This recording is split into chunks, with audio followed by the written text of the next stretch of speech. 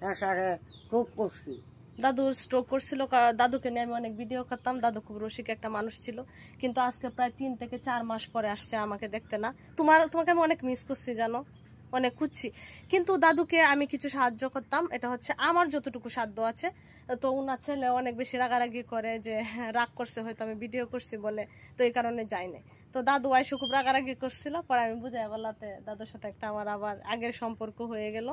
এই যে হাঁসের ডিম খাইতে হবে। আমারে হাঁসের ডিম এই ঘরের আমারে দাদু দিছে।